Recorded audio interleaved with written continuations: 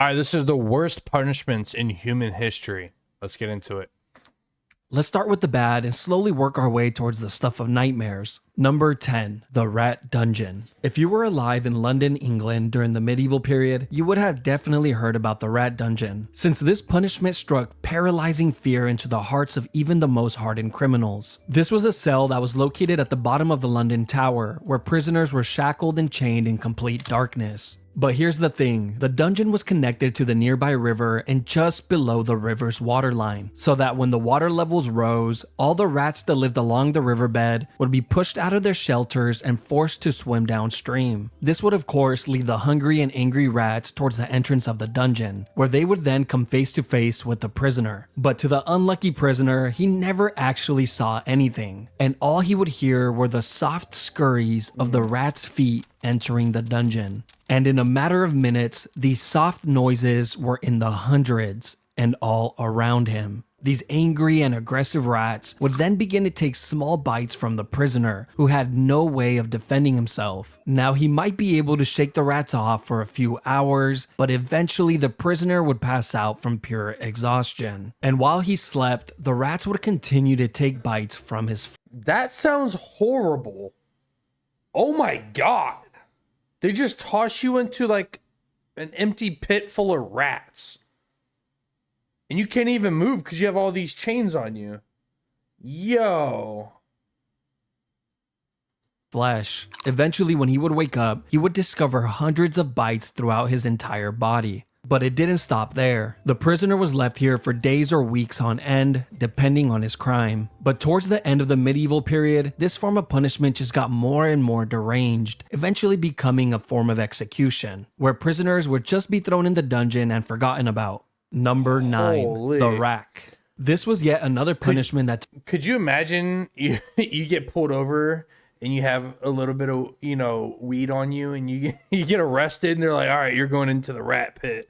Like, bro. Took place in the London Tower. The rack was a torture device that was used in many places throughout history. This form of punishment was originally designed for getting a confession, usually from criminals, slaves, or prisoners of war. The device looked like a large ladder, but instead of secure steps, they would actually rotate like a rolling pin. You see, when a prisoner was placed on the rack, he would have his feet and wrists tied to a ratchet pulley system, where two legal officials would slowly tighten the ropes and locking them in place, placing an increasing amount of. Two legal officials? Did you have to like go to school, or did you have to have like a college degree to get this job? What was the interview like when they got their job, or right before they got the job? Are you okay with strapping somebody to a ladder and fucking ripping their skin apart? Like, what the strain on the prisoner's shoulders, hips, knees, and elbows with every single turn. This was all done to get information, but of course, a lot of the times the truth was not accepted as reality, and the prisoner would then begin to say whatever he believed the officials wanted to hear. Sometimes it would work and the prisoners would be let go, while other times they would be tortured even more for lying. When the whole ordeal was over, prisoners were usually released with dislocated joints, but oftentimes they were left completely paralyzed. That was the case in England in 1447 when a 25-year-old girl named Anne Askew would be tortured on the rack for hours and hours on end. And this looks just horrible. Holy. Left completely paralyzed after all her joints were dislocated. She was then carried on a chair and burned alive at the stake. All this because she read and memorized scriptures from the Bible, which she preached in private to a small group of women, which were the exact women she refused to name and expose during her torture. You see, during this time period, if you followed any religion other than the Catholic Church, you better not say a word to anybody, including your own husband, which was the person that turned her in. Number 8, keel hauling. This brutal punishment. She got snitched on by her husband? Nah. Number 8, keel hauling. This brutal punishment was carried out at sea on sailors who would steal or be violent towards others and would usually result in death. Keel hauling would start with a sailor having his arms tied with a rope, then looped around the entire circumference of the ship before being tied off to his feet. The sailor would then be thrown overboard while the group of men on board pulled on the rope to slowly drag him around the outside of the ship, including over the keel, which is how this punishment gets its name. But a lot of the times, the sailor wouldn't even have to worry about it, since they were dead before they ever reached it.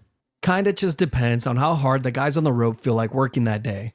Not only would the sailors be drowning and getting their backs and necks broken on the keel, they were also getting sliced apart like a cheese grater by all the sharp barnacles on the outside of the ship. But if by some miracle a sailor actually happens to make it all the way around the ship without dying, one of three things will happen. 1. He would be sent for round 2, and for sure be dead by then. 2. Be freed and allowed back on the ship, where he would then slowly die to infections. Or 3. Live the rest of his life single and being made fun of, since he was now fully covered in scars from head to toe. Number 7. Crushed by elephants. Now we are getting to How the fuck did they get an elephant to do this?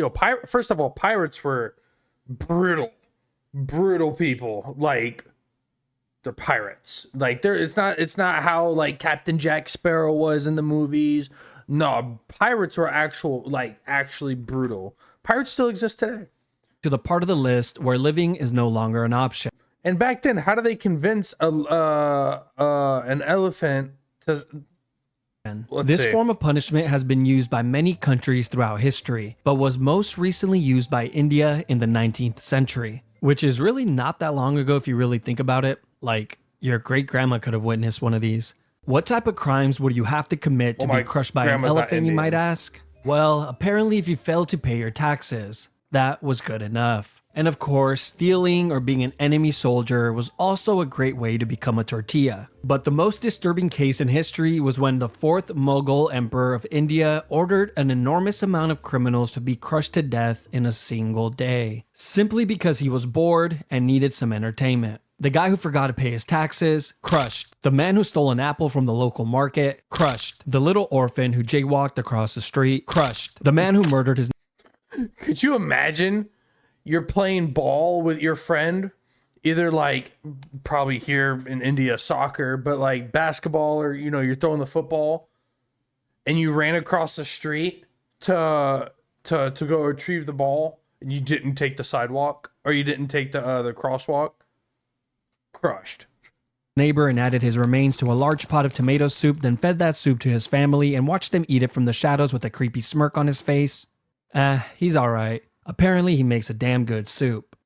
There are a few ways that this public What the fuck? execution goes down, but one thing always stays the same. There's always a guy on top of the elephant controlling its every move. And this was very intentional, as this was meant to showcase just how amazing the ruling class were.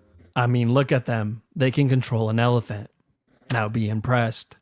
The first method of execution was the one that you better pray for if this was going to be your fate. Here, the criminals would have their arms tied behind their back and their heads placed on a pedestal, where it was then crushed like a grape by the elephant's foot. Now, the second method is much more cruel. The criminal would be placed flat on the floor with their arms tied behind their backs. Then the elephants would be guided to walk over the person's body, and hopefully the criminal would die on the first go. But sometimes they just end up crushing a leg or an arm, so the elephant then has to make a U-turn and try again and again and again.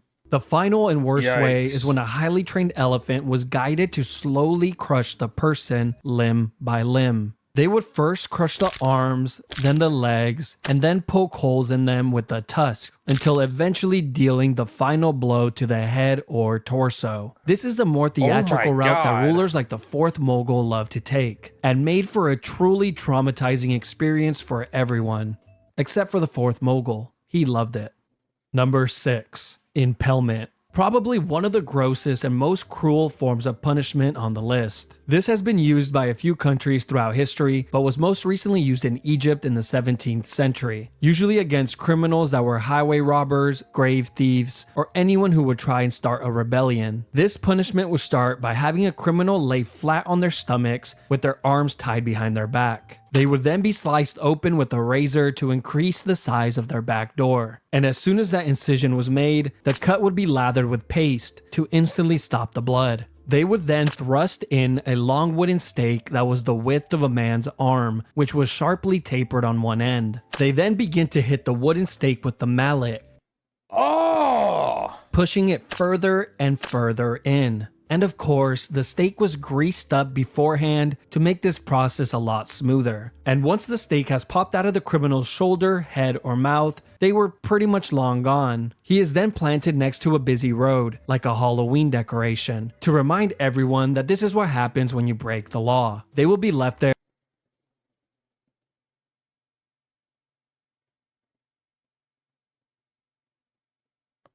What the for the entire day and removed the following morning before the body begins to stink. But wait, there's another version of this as well. You see, on some occasions, the criminals would only be impaled just deep enough to keep them in place, but not too deep that it would cause immediate death. They would do this by having stakes that had a seated position on them to prevent the person from sliding down any further. They would then be placed on a busy road where they would suffer for hours and hours, pleading to people walking by for help, until eventually succumbing to their wounds.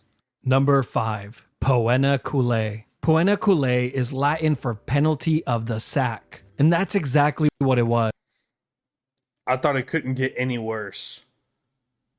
Just Yo. a lot more terrifying and cruel. This was an exclusive punishment for anyone that would murder their own family members. This was first seen in the 2nd century in Rome, but would later be used by the Germans in the 18th century. This all begins with a convicted murderer being placed inside a thick leather bag, but just to make sure It's not male exclusive. Okay, I understand. the man isn't lonely, they would then add a dog, a rooster, a viper, and a monkey. I don't know what these animals did to deserve this, but hey, at least the evil family murderer doesn't die alone. Once all the animals are added inside the bag, it is then sewn shut, creating an almost airtight seal. Now you would think this would be horrible enough, but no, this is just the beginning, because as soon as the bag is sewn shut, it is then tossed into the ocean. But don't worry, later on, these murderers would be given the option to either be placed inside the leather Exclamation mark Discord for all the for the link.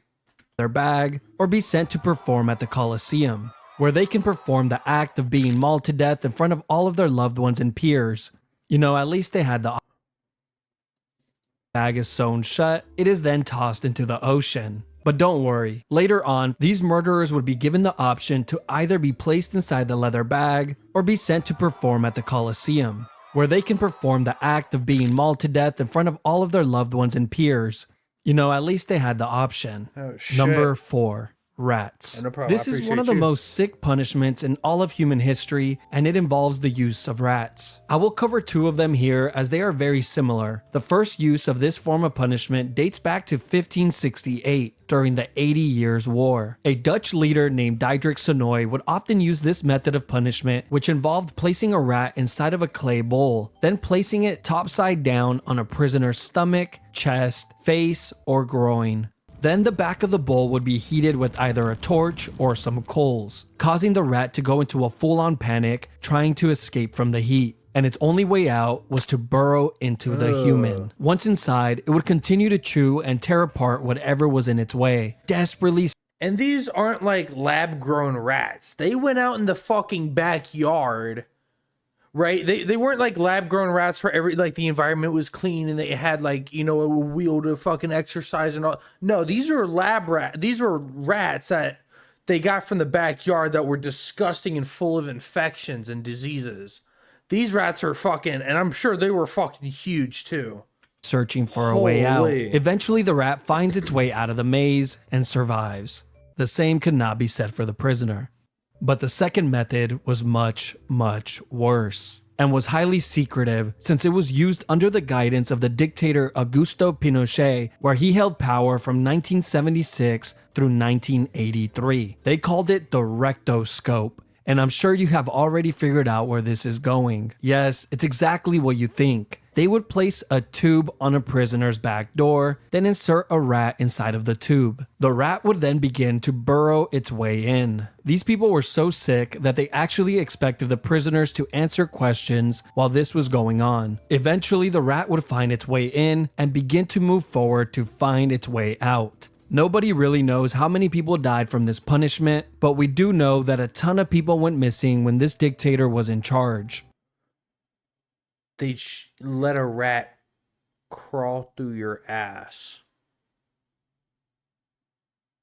Yo. What the fuck? Yo. Number 3. Gibbeting. The last known use was in the early Oh my 1900s in God. Afghanistan. This all came to light in 1921 when the National Geographic published this image in their magazine. This was also used in the United States from time to time during the 17th and 18th. So that was a torture. Hold on, sorry, I'm still stuck on the rat crawling through your fucking hole. Do they like? How does that? Like, what would that look like? All right, we're gonna bring you in for interrogation, and then they fucking close you in a room, and you're stuck in the doggy style position while he's holding a tube up to your fucking hole, while he's shoving a rat through the other side. What the fuck? Century. One notable example was in Boston, Massachusetts. What's your last name? Fucking stuffing the rat, bro. What Where a the few hell? pirates were hung at the Boston Harbor, which served as a warning to any sailors that were approaching Boston. Now let's talk about England, since they love this form of punishment so much. In England, this was used on traitors, murderers, pirates, and thieves. But after the year 1752, the Murder Act was passed, which required that all convicted murderers must be put to death by being publicly dissected or by gibbeting of some sort. And over 134 confirmed people met this fate. The most common form of gibbeting were actually cages, and they looked like this. It was an all-steel cage that was shaped tightly to the form of a human body, which was so tight that it would not allow the person inside to move. They were then hung 30 feet or more off the floor, usually on a public road or waterhole, to ensure that the most amount of people could witness this monstrosity. But I can only assume this was more annoying than anything, since every time you get thirsty and needed to fill up your container of water, you would have to deal with the dying man begging you for a sip. Over here! But the annoyance and torture of the public didn't stop there, because after the criminals would die in the cages, the body would be left inside to rot for years and years on end, with the locals complaining that the smell of death was so pungent that they couldn't even sleep at night. There's even been reports that some human remains stayed inside of these cages for over 20 years, before a government official would finally remember to clean it out. Number 2. Scaphism. This was a form of punishment that was used by the ancient Persian Empire on anyone that would be convicted of murder. Dude, I originally thought, like, yeah, I mean, we've all had those thoughts before where you're like, what would be like the worst way to go? I've always thought being like trapped in like a burning house or something would be the worst way to go. You know what I'm saying? No, this is horrible. So far, I'd rather be burned alive than all of these. Holy. First, the criminal would be placed inside of a boat on their backs and tied down. The boat had 4 holes cut out so that the person's arms and legs would be outside of the boat and in the water. They were then force-fed large quantities of honey and milk until their stomachs were visibly full. They would then proceed to lather their entire body with the milk and honey as well. After all these steps were completed, he was then pushed out to the middle of the lake where he was completely exposed to the heat of the sun. But the sun would soon become the least of his worries. You see, the reason they fed him milk and honey was not because it was a great last meal, but because this combination causes the person to get extreme diarrhea, which mixed with the sweet honey attracts rodents, bugs, wasps, bees, flies, and whatever other animals live near the lake. After being tormented by the animals throughout the entire night, you would think that the daytime maybe gets a little better. No, because as soon as the sun rises the following day, the person inside of the boat gets another gigantic meal of milk and honey and an additional lathering. This would be done on a daily basis to prolong the punishment for as long as possible. It was That job would suck because the person in the boat's not wearing clothes. also well documented that the rodents would continuously attempt to burrow inside of the person through their back door. They were probably trying to get a head start on their next meal. A writer named John Sonaris wrote in great detail about one of these incidents. He would go on to say that it was one of the most horrid and cruel forms of punishment since it was terribly long and seemed to have no end in sight. He wrote about a man who survived for an entire 17 days before he finally died from his wounds. Apparently, the man spent his last few days with his entire face completely covered with wasps, and his flesh rotting away filled with swarms of parasites and worms, all while being covered in his own filth.